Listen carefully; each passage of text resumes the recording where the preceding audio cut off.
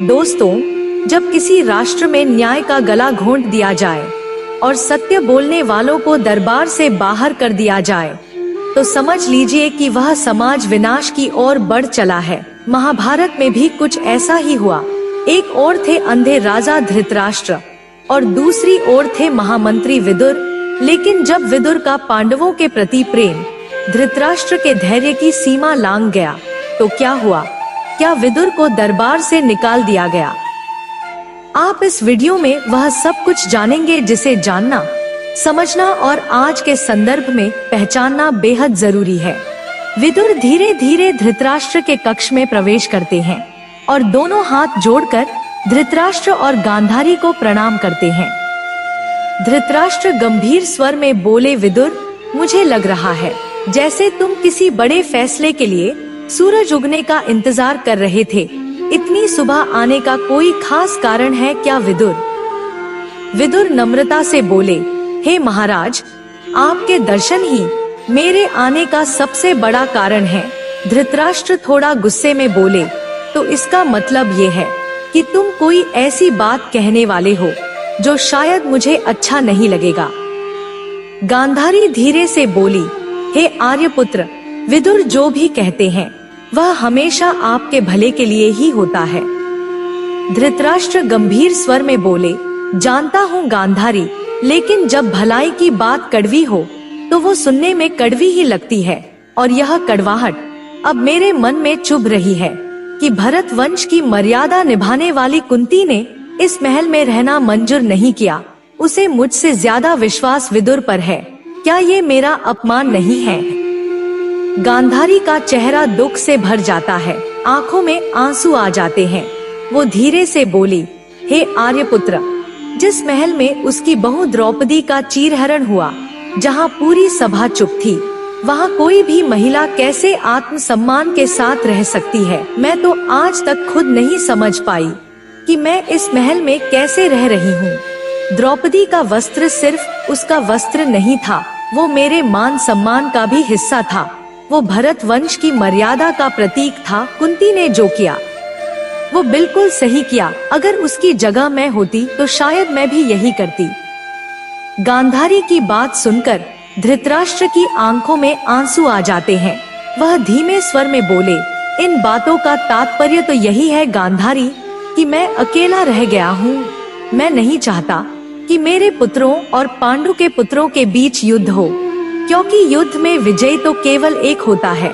और मैं यह भी नहीं चाहता कि मेरे पुत्रों या पांडु पुत्रों में से कोई भी हारे।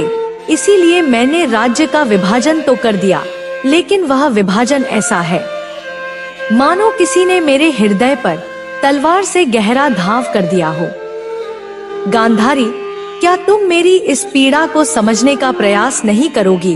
तुम कुंती को समझाओ कि उसका विदुर के घर ठहरना उचित नहीं है। वो या तो यहाँ आ जाए या फिर अपने पुत्रों के पास वन में चली जाए। फिर धृतराष्ट्र विदुर की ओर मुड़कर आगे कहते हैं, यदि कुंती तुम्हारे घर में रहेगी विदुर, तो हस्तिनापुर यह कभी नहीं भूल पाएगा कि पांडव वनों में भटक रहे हैं, और यह भूलना ही हस्तिनापुर के लिए उचित होगा। इस पर विदुर बोले, हे महाराज, मैं इसी समस्या का समाधान लेकर आपके पास आया हूँ। धृतराष्ट्र बोले, क्या कुंती ने वन जाने का निश्चय कर लिया है विदुर? विदुर बोले, नहीं महाराज, भाभी श्री अब बहुत दुर्बल और वृद्ध हो चुकी हैं। वनवास की कठोरता वह सह नहीं पाएगी। धृतराष्ट्र क्रोधित होकर बोले, तब तुम फिर क्या समाधान लेकर आए हो विदुर?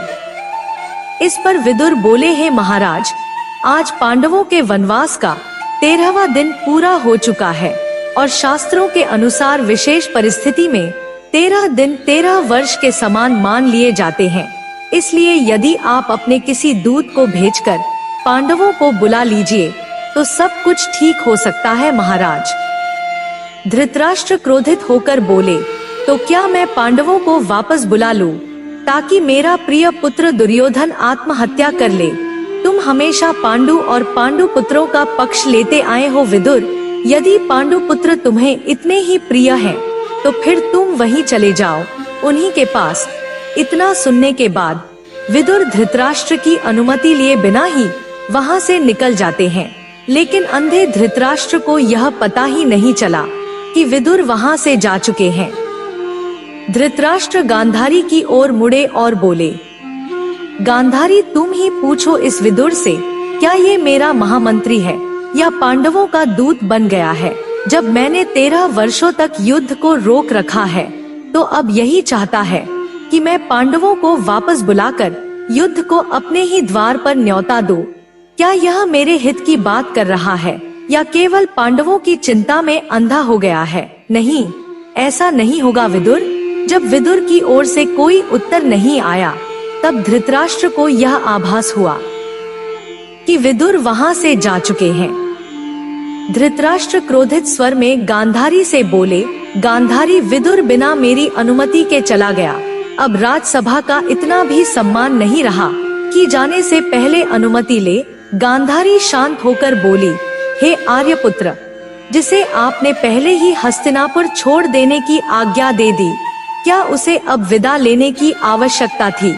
आप भूल गए, राज्य से कोई बाहर जाता है तो अनुमति लेता है, पर दिल से कोई चला जाए तो वह चुपचाप चला जाता है। आपने विदुर को विदा नहीं किया, बल्कि उससे वह हस्तिनापुर छीन लिया, जिसे उसने हमेशा अपनी आत्मा से बड़ा माना। आपने विदुर को दरबार से निकाला नहीं, बल्कि आपने नीति, धर्म और विवेक को अपने हाथों से बाहर कर दिया है। दोस्तों, धृतराष्ट्र कोई बीती कहानी नहीं है। आज भी ऐसे शासक हैं जिन्हें सिर्फ अपना दुर्योधन प्यारा होता है, जो सत्ता के नशे में सच्चाई को दरबार से बाहर फेंक देते हैं। लेकिन आज विदुर भी हैं, जो बिना डरे सच बोलते हैं, धर्म और विवेक की मशाल उठाए खड़े हैं, पर कोई उन्हें सुनता ही नहीं। अब वक्त आ गया है दोस्तों, फिर से विदुर को पहचान करने का और फिर से नीति, धर्म और सत्य को सम्मान देने का, क्योंकि जब समाज विदुर को नजरअंदाज कर देता है, तब दुर्योधन गद्दी पर बैठता है और फिर न्याय मरता है और अंधकार राज करता है। दोस्तों, आप अपने दिल से पूछो कि आपका नेता धृतराष्ट्र जैसा है या नहीं, क्योंकि मेरे हिसाब से देश में करीब 95% नेता धृतराष्ट्र जैसा है। आप अपना जवाब कमेंट में जरूर लिखो, और अगर ये वीडियो आपको अच्छा लगा हो तो मेरे चैनल को सब्सक्राइब करना न भूलें। वीडियो को शेयर जरूर करें, क्योंकि आज फिर से एक विदुर की जरूरत है और मूर्ख लोगों को सत्ता से हटाना देश और समाज दोनों के हित में अच्छी होगी। धन्यवाद।